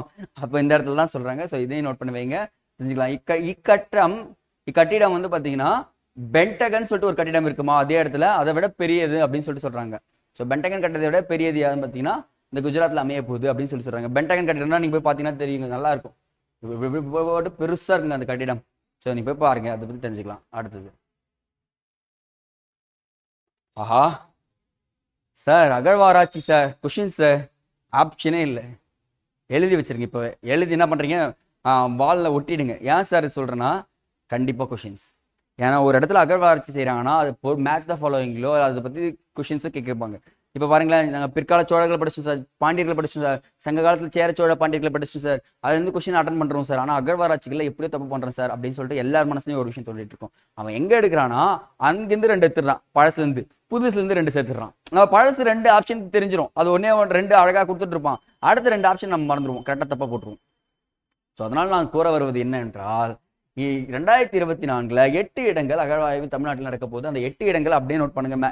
இந்த பக்கம் மாவட்டம் போடுங்க, இந்த பக்கம் இடம் போடுங்கடாமா. தென்காசியில் திருமலாபுரம் அப்படின்ற இடத்துல பண்ண போறாங்க. திருப்பூர்ல கொங்கல் நகரம் அப்படின்றது பார்க்க போறாங்க.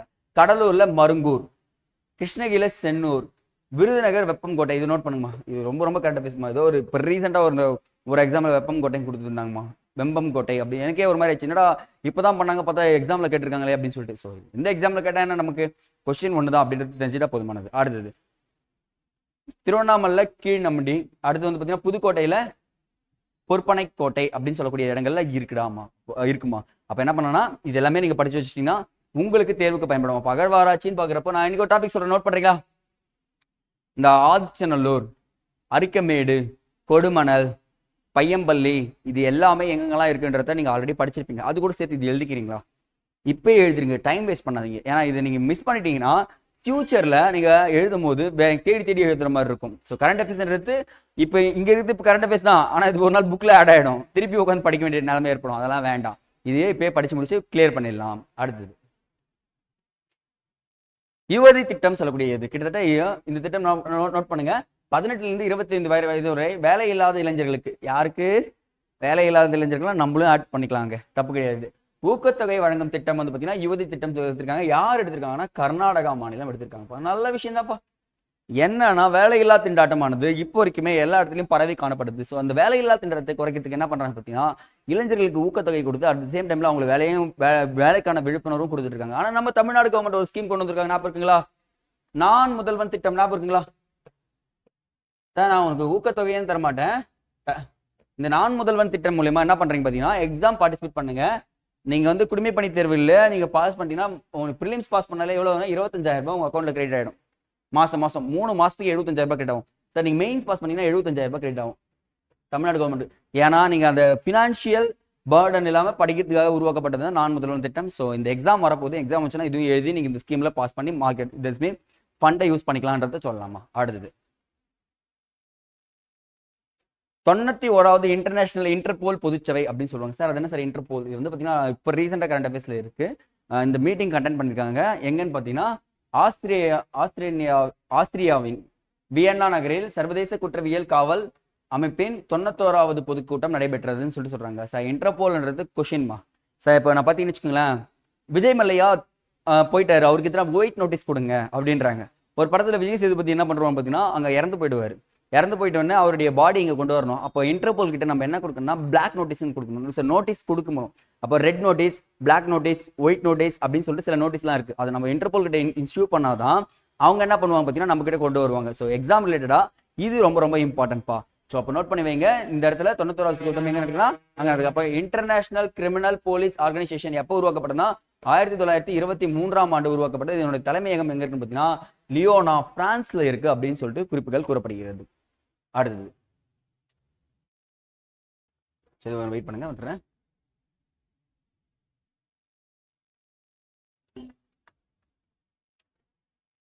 இந்த காக்ரபாரா அணுமின் நிலையம் சொல்லக்கூடியது. காக்ரபாரா அணுமின் நிலையம் என்ன ஆயிடுச்சுன்னா, அணுமின் நிலையங்கள் இந்தியாவில் செயல்பட்டு இருக்கு. நம்ம இந்தியாவின் முதல் அணுமின் நிலையம் எதுன்னு பார்த்தீங்கன்னா தாராபூர் அணுமின் நிலையம் தான் சொல்லுவாங்க. ஸோ அந்த காக்ரபாரா முழு கொள்ளளவை ஏற்றிச்சாங்க. அதனுடைய முழு கொள்ளளவு ஒன்று வச்சிருப்பாங்கல்ல, அதனுடைய முழு கொள்ளளவையும் ஏற்றுதுன்னு சொல்றாங்க. ஸோ நோட் பண்ணுங்க எந்த இடத்துல அமைந்திருக்கு. அப்படியே நான் எக்ஸ்ட்ரா இன்ஃபர்மேஷன் கொடுத்துருக்கேன் பாருங்க. குஜராத்ல அமைந்திருக்குங்க காக்ரபாரான்றது. அப்ப தமிழ்நாட்டில் வந்து பாத்தீங்கன்னா கல்பாக்கம், கூடங்குளத்துல அமைஞ்சிருக்கு. சரிங்களா. அதே மாதிரி மகாராஷ்டிராவில் தாராபூர். இதுதான் இந்தியாவின், நோட் பண்ணுங்க, இதுதான் கொஸ்டின் உங்களுக்கு. இந்தியாவின் மிக பழமையான அணுமின் நிலையம்னா என்ன சொல்லலாம்? தாராபூர் அணுமின் நிலையம் சொல்லலாம். இந்த கைகா கொஸ்டின்மா உங்களுக்கு. கர்நாடகா மாநிலத்தில் அமைந்திருக்கு. மேட்ச் த ஃபாலோயிங்ல கேட்டாங்கன்னா மிஸ் பண்ணக்கூடாது. அப்போ குஜராத்ல காக்ரபாரா இந்தியாவின் முதல் உள்நாட்டு அணுமின் நிலையம் அப்படின்னு சொல்லிட்டு கேட்டாங்கன்னா நீங்க யார் சொல்லணும்? காக்ரபாரா தான் சொல்லணும். அதே மாதிரி உத்தரப்பிரதேசத்துல நரோரா இருக்குன்னு சொல்றாங்க. ராஜஸ்தான் அணுமின் நிலையம் இருக்காங்க. நமக்கு டிஎன்பிசில 2 கொஸ்டின் நான் சொல்றேன். பழமையான அணுமின் நிலையம்னா தாராபூர்னும், காக்ரபாரான்றது முதல் உள்நாட்டு அணுமின் நிலையம் குஜராத்ல அமைந்திருக்குன்னு சொல்றாங்க. அப்ப ஸ்டேட் வித் அதனுடைய அணுமின் நிலையங்கள் மேட்ச் த ஃபாலோயிங்ல கேட்டாங்கன்னா நீங்க மிஸ் பண்ணிடக்கூடாது. அடுத்ததுப்பா ஐநா சபை அப்படின்னு சொல்லுவாங்க. பாத்தீங்கன்னு வச்சுக்கோங்களேன், நம்ம பார்த்துருப்போம். ஐநா சில ஆண்டுகளை சில துறைகளுக்காக ஒதுக்கிடும். இப்போ பாருங்களேன், சர்வதேச திணைகள் ஆண்டு அப்படின்னு சொல்லிட்டு சொன்னாங்கன்னா நம்ம 2023 சொல்லாமா பாருங்க. எக்ஸ்ட்ரா இன்ஃபர்மேஷன் நோட் பண்ணுங்க. சர்வதேச திணைகள் ஆண்டு எப்போ? 2023. அப்போ 2024 சர்வதேச ஒட்டகங்கள் ஆண்டாக அறிவிக்கப்பட்டிருக்கு அப்படின்னு சொல்றாங்க சார். அந்த ஐநா அங்கீகாரம் கொடுத்துச்சுன்னா அது மேல தனி கவனம் செலுத்த ஆரம்பிச்சிருவாங்கப்பா. அப்போ அந்த ஆண்டு ஃபுல்லாவே என்ன பண்றாங்கன்னா அந்த ஒரு செக்டருக்கே, ஒட்டகங்களுக்கே என்ன சொல்றாங்க, முக்கியத்துவம் கொடுத்து அதை ப்ரொமோட் பண்ண எல்லார்கிட்டையும் அட்வர்டைஸ்மெண்ட் போயிட்டே இருக்குமா. இப்போ நம்மளும் கரண்ட் அஃபேர்ஸ்ல படிப்போமா. ஸோ அப்போ ஒவ்வொரு இடத்துக்குமே கொடுத்துருப்பாங்க. இதே மாதிரி நம்ம நிறைய விஷயம் பார்த்துருப்போம்.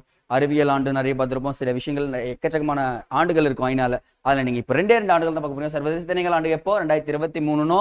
சர்வதேச ஒட்டகங்கள் ஆண்டு 2024 நான் வச்சுக்கோங்க. யார் அங்கீகரித்ததுன்னா ஐநா சபை அங்கீகரித்தது அப்படின்றத தெரிஞ்சு வச்சுக்கோங்க. அடுத்தது தண்ணீரில் மூழ்கும் நகரங்கள் சொல்லியிருக்காங்கப்பா. அது கண்டிப்பா கொஸ்டின்ஸ் கேட்கறதுக்கு வாய்ப்புகள் இருக்கு. 2100ஆம் ஆண்டுக்குள் எல்லாரும் இருப்போம்னு நினைக்கிறோம், நம்பணும். 2100ஆம் ஆண்டுக்குள் என்னன்னா சில நகரங்கள் ஆல்ரெடி 2017 இந்த டேட்டா சொல்லிட்டாங்க. இந்தோனேஷியாவுடைய கேபிட்டல் வந்து பாத்தீங்கன்னா ஜகர்த்தா. இந்த ஜகர்த்தா வந்து இங்க இருக்குங்க. இந்தோனேஷியா கேபிட்டல் இங்க இருக்கும். இங்கதான் ஜகர்த்தா இருக்கும். கடலோர பகுதியில் இருக்கும். நூர் சந்தார்னு ஒரு பிளேஸ் இருக்கும் மேல.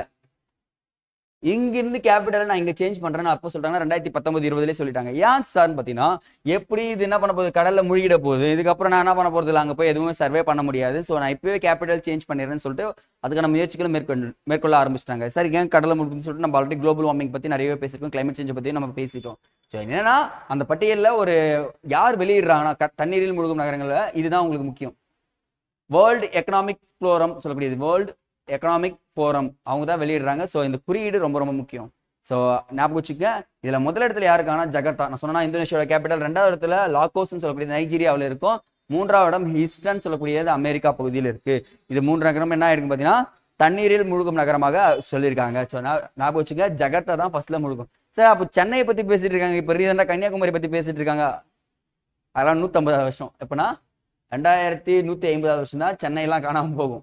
ஸோ அப்பெல்லாம் நம்மளே காணாம இருப்போம் தெரியாது. பட் ஆனால் நமக்கு தெரிஞ்சுக்கலாம், கண் முன்னாடி இதுக்கப்புறம் வரக்கூடிய இயற்கை சீற்றங்களை நம்ம தயாராக இருந்துக்கணும். கண்டிப்பாக வரும். ஏன்னா நம்ம பூமியை ரொம்ப வெப்பப்படுத்தி வச்சிருக்கோம்.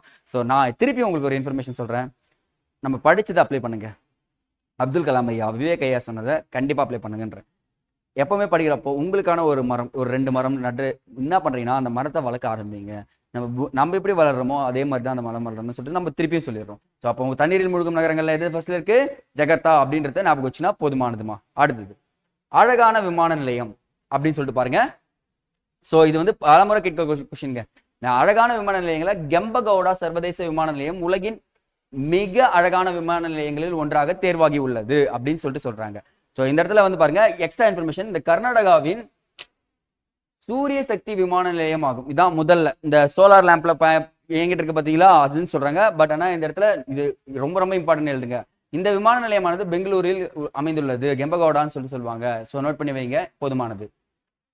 அடுத்தது மிக மிக நீண்ட இரவு அப்படின்னு சொல்லுவாங்கம்மா.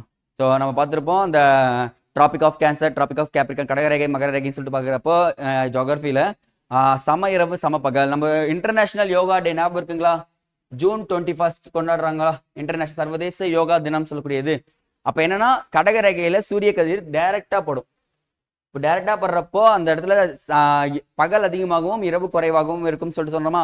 அதே மகர ரேகையில படுறப்போ என்ன ஆகும்னா அதிக இரவா பதிவாகும். அப்பதான் பதிவாயிருக்கு எப்பன்னு பாத்தீங்கன்னா 21/12/2023 அதிக இரவு பதிவாயிருக்குன்னு சொல்லிட்டு சொல்லியிருக்காங்க.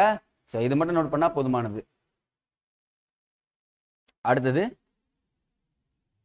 ஷேக் மிஷால் அப்படின்னு சொல்லக்கூடியது நோட் பண்ணுங்க. இது ஒரு குவைத் நாட்டின் 17வது அரசராக யார் வந்திருக்காருன்னா ஷேக் மிஷால் தேர்வாகியுள்ளார். அந்த தேர்வுன்றது நோட் பண்ணி வைங்க போதும். அடுத்தது ஜவுளி நகரம் நோட் பண்ணுமா. அப்போ ஒவ்வொன்றுத்துக்கும் இப்போ பட்டாசு நகரம் சொல்லிட்டு சொன்னா யார் சொல்லலாம்? நம்ம சிவகாசி சொல்லலாமா? பெண்ணலாடை நகரம்னா என்ன சொல்லலாம்? திருப்பூர் சொல்லலாமா? ஸோ ஒவ்வொருத்துக்கும் ஒரு நகரத்துக்கு சிறப்பு வந்துட்டே இருக்கு. இப்போ தமிழ்நாட்டின் ஜவுளி நகரம் பண்ணாங்கன்னா திருவள்ளுவர் மாவட்டத்தில் உருவாக்க போறாங்க. அதுவும் தமிழிசையில் அமைய உள்ளதுன்னு சொல்றாங்க. அப்போ தமிழ்நாட்டின் ஜவுளி நகரம் எதுனா இதுன்னு சொல்லலாம். பட் ஆனால் இதே எக்ஸ்ட்ரா இன்ஃபர்மேஷன் பாருங்களேன். தென்னிந்தியாவின் மான்செஸ்டர் சொன்னாங்கன்னா யார் சொல்லலாம்? நம்ம கோயம்புத்தூர். தமிழ்நாட்டின் ஜவுளி பள்ளத்தாக்கு சேலம். இங்க பாருங்க ஜவுளி நகரம் திருவள்ளுவர், 4 கன்ஃபியூஷன் வரும் உங்களுக்கு, மிஸ் பண்றாதீங்க.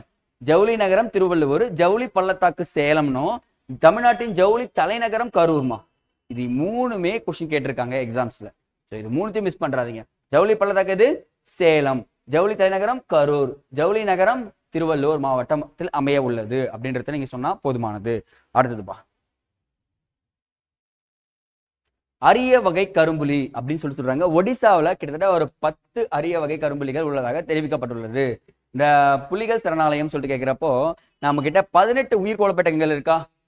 எத்தனைங்க இருக்கு? 18 உயிர்கோளப்பட்டங்கள் இருக்கு. இது தமிழ்நாட்டில் எத்தனை உயிர்கோளப்பட்டங்கள் இருக்குன்னா 3 உயிர்கோளப்பட்டங்கள் தமிழ்நாட்டில் இருக்குன்னு சொல்றாங்க. இந்த இடத்துல சிம்மிலிபால் அப்படின்ற ஒரு உயிர்கோளப்பட்டகம் எங்க இருக்குன்னு பார்த்தீங்கன்னா ஒடிசாவில் இருக்கு. அப்போ இந்த ஒடிசாவில் கிட்டத்தட்ட அந்த கரும்புலிகள் காணப்படுதாகவும் சொல்றாங்க. ஒடிசா ஆல்ரெடி நம்ம பார்த்துருக்கோம். என்னன்னா மிகப்பெரிய அறிவியல் விளையாட்டு மையம் எங்க அமைக்கப்படுதுன்னு சொல்லியிருந்தோம். நம்ம ஒடிசாவில் தான் அமைக்கப்படும் சொல்றோம். அப்போ ஒடிசா பாருங்க 2வது இடத்துல கரண்ட் அஃபேர்ஸ்ல வந்துட்டாங்க. ஸோ எக்ஸாம் ரிலேட்டடா யார் அதிகமாக வராங்களோ அவங்கள தூக்கி வச்சுக்கோங்க. ஓகே, அடுத்தது திடீர்னு பாருங்க பறக்கும் அணில் பார்த்துருக்காங்கப்பா. என்னன்னா இங்க ஒரு மரத்துல இருந்து இன்னொரு மரத்துக்கு என்ன ஆகுது? இந்த அணில் பறக்குதான். ஸோ பறந்து போதான். நம்ம வீடியோஸ்லாம் பார்த்துருப்போம். கிட்டத்தட்ட ஒரு 40 ஆண்டுகளுக்கு பிறகு என்ன கண்டுபிடிச்சிருக்காங்கன்னா பறக்கும் அணில கண்டுபிடிச்சிருக்காங்க. எங்கன்னு பாத்தீங்கன்னா நம்தாபா தேசிய பூங்காவில் கண்டுபிடிக்கப்பட்டுள்ளது. அப்போ இதுக்கு என்ன பேர் வச்சிருக்காங்கன்னா நம்தாபா பறக்கும் அணில் அப்படின்ற பேரும் வச்சிருக்காங்க. ஸோ எக்ஸாம் ரிலேட்டடா நம்தாபா தேசிய பூங்கா எங்க இருக்குன்னு பாத்தீங்கன்னா அப்படியே கண்டுபிடிச்சு போடலாம், அருணாச்சல பிரதேஷ்ல இருக்குமா. ஓகேங்களா? 2 கன்ஃபியூஷன். நந்தாதேவி வேற, நம்தாபா வேற. இப்போ நம்தாபா எங்க இருக்குன்னா அருணாச்சல பிரதேசத்தில் அமைந்துள்ளதுன்னு சொல்றாங்க. நந்தாதேவி எங்க இருக்குன்னா உத்தரகாண்ட்ல இருக்குன்றது தெரிஞ்சுக்கணும். ஏன்னா இதுக்கும் அதுக்கும் கன்ஃபியூஷன். அப்போ பறக்கும் அணில் எங்க கண்டுபிடிக்கப்படுதுன்னா நம்தாபா. அடுத்தது பெரியார் நினைவு தினம் டிசம்பர் 24 கொண்டாடப்படுதுன்னு சொல்றாங்க. இப்ப பெரியார்னா நம்ம ஆல்ரெடி நம்ம வச்சுக்கலாம், நிறைய அவரை பத்தி படிச்சிருப்போம். வைக்கம் வீரர் என்று அழைக்கப்பட்டவர், நீதி கட்சியின் தொடக்கத்தில் இருந்திருப்பார், சுயமரியாதை இயக்கம் பெற்றிருப்பார், திராவிட கழகம் என்ற பெயர் மாற்றியவர் யாருன்னா இவர் தான். சரி, ஓகே. இவர் எழுதிய 4 நியூஸ் பேப்பர் பாருங்க, குடியரசு, விடுதலை, புரட்சி அப்படின்னு சொல்லிட்டு இருக்குல்ல, அது எல்லாமே என்ன பண்றீங்கன்னா இயர்ல என்னென்ன இயர் இருக்குன்னு சொல்றத நீங்க அரேஞ்ச் பண்ணி வச்சுங்க. அதுவும் கொஸ்டின் கேட்பாங்க.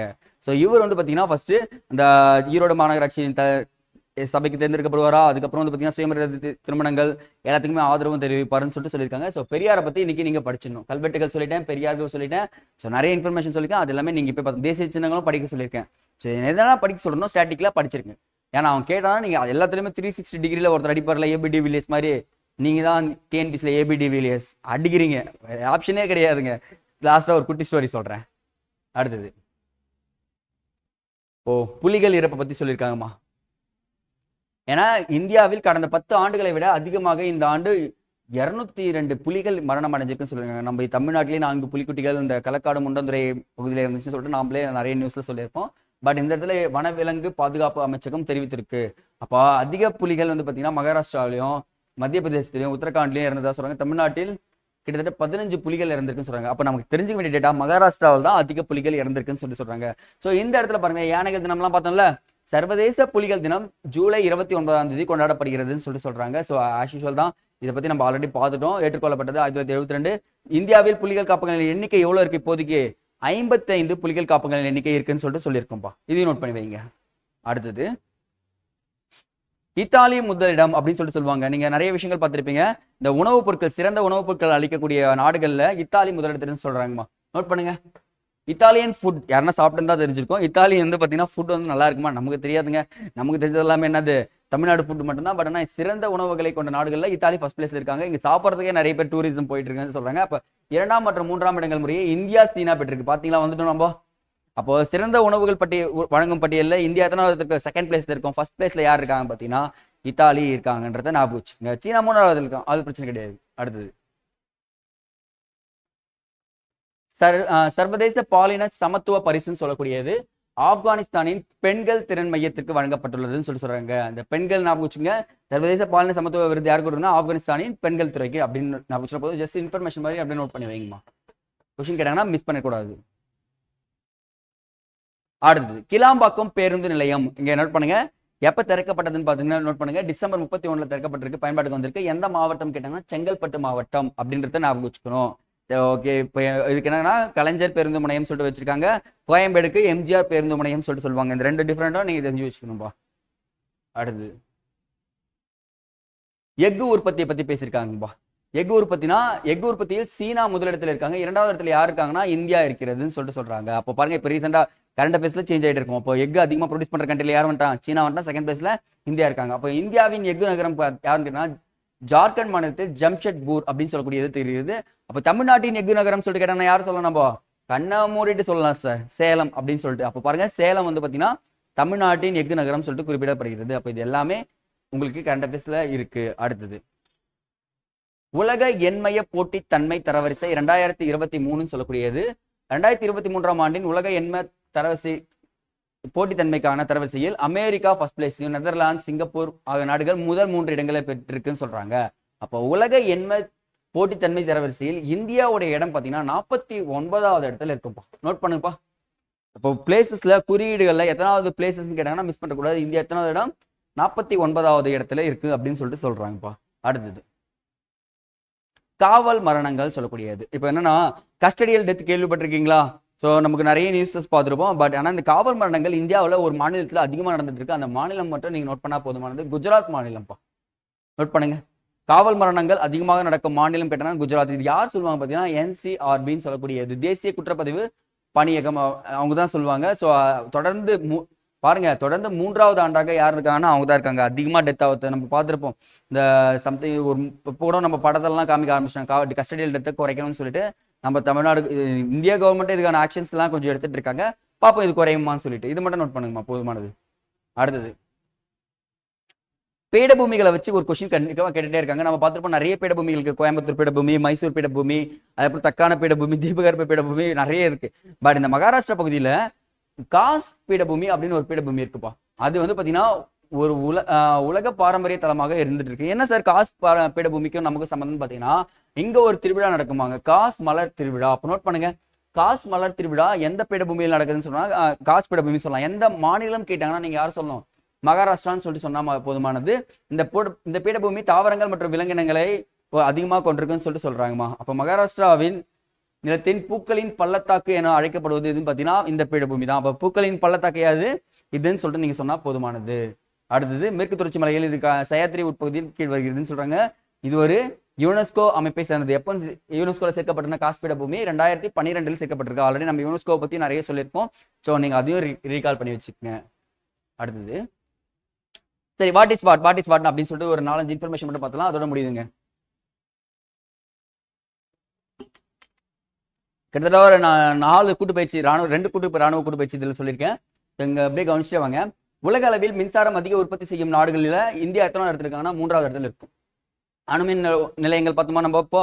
அப்போ உலக அளவில் மின்சாரம் உற்பத்தி செய்யும் நாடுகளில் இந்தியா எத்தனை இடத்துல இருக்கும்? 3rd பிளேஸ்ல இருக்கும் சொல்லிட்டு சொன்னா போதும். அடுத்தது ஆரன்பில் ஃபெஸ்டிவல் சொல்லக்கூடியது நாகாலாந்து மாநிலத்தில் டிசம்பர் 1 முதல் 10 வரை நடக்கிறது அப்படின்னு சொல்றாங்க. டிசம்பர் 1ல இருந்து 10 வரை என்ன நடக்குது? ஆரன்பில் ஃபெஸ்டிவல் நடக்குதுன்னு சொல்லிட்டு சொல்லியிருக்காங்கம்மா. அடுத்தது திருவிழாக்கள் முக்கியமா ஒரே பாலினத்தை அங்கீகரித்த முதல் தெற்காசிய நாடு யாருன்னு பாத்தீங்கன்னா தென்கொரியா. நோட் பண்ணுங்க, தென்கொரியான்றது. அடுத்தது சவுதி அரேபியா தலைநகரம் ரியாத்தில் இது ரொம்ப இம்பார்ட்டன்ட்பா. இந்த ரியாத்ல என்ன பண்றாங்கன்னா உலக கோப்பை கால்பந்து உலக கோப்பை ஃபிஃபா சொல்லுவாங்க பாத்தீங்களா, அங்கே தான் நடக்க போகுது. 2030 உலக கண்காட்சி நடத்த போகுது. 2 விஷயமும் எங்க பண்ண போறாங்கன்னா ரியாத்ல பண்ண போறாங்க. அடுத்த உலக கால்பந்து கோப்பை பாருங்க, ரியாத் தான் நடத்த போறாங்க. சரிங்களா? அடுத்தது உலக கண்காட்சி யார் நடத்த போறாங்க? சவுதி அரேபியால ரியாத் என்ற நகரம். ரியாத்ன்றது சவுதி அரேபியா கேபிட்டல் அப்படி வச்சுக்கோங்க. அடுத்தது இந்திய அமெரிக்க ராணுவ கூட்டு பயிற்சி. நான் இப்போ சொல்றேன், ராணுவ பயிற்சின்னு சொன்னா மட்டும்தான் நீங்க என்ன பண்ணணும், அதை ஆட் பண்ணணும். நம்ம சொல்லியிருக்கோம் 3 பயிற்சிகள் இருக்கும். விமான பயிற்சி இருக்கும், கப்பல் பயிற்சின்னு சொல்லிட்டு இருக்கும். நமக்கு ராணுவ கூட்டு பயிற்சி மட்டும் தான் நான் உங்களுக்கு சொல்லிட்டு இருக்கேன். வஜ்ர பிரஹார் அப்படின்னு சொல்லக்கூடியது நோட் பண்ணுங்க. ஆல்ரெடி சூரியகிரண் பார்த்துட்டுமா, அதுக்கப்புறம் பாத்தீங்கன்னா வஜ்ரபிரஹார் இதையும் பார்த்து வச்சுக்கோங்க. வின்பேக்ஸ் ஒன்று பார்த்தோமா, வியட்நாம் இந்தியா. அப்போ இது எல்லாமே உங்களுக்கு டிஎன்பிஎஸ்ல கேட்கக்கூடியது தான். ஸோ வஜ்ர பிரஹார்ன்றது வந்து பார்த்தீங்கன்னா இந்தியா அமெரிக்கா ராணுவ கூட்டு பயிற்சிப்பா. அவ்வளோதான்ப்பா. இன்னைக்கு கரண்ட் அஃபேர்ஸ் மொத்தமாக டிசம்பர் மந்த்துக்கு மொத்தமாக இதுவே முடிஞ்சிடுது. ஸோ நீங்கள் படிச்சுட்டே இருங்க, ரீகால் பண்ணி வச்சுக்க. எக்ஸாமுக்கு இது கண்டிப்பாக உங்களுக்கு ஹெல்ப்ஃபுல் ஆகுன்றதை நம்ம சொல்லிடலாம். அடுத்த வீடியோ சந்திக்கலாம். நன்றி.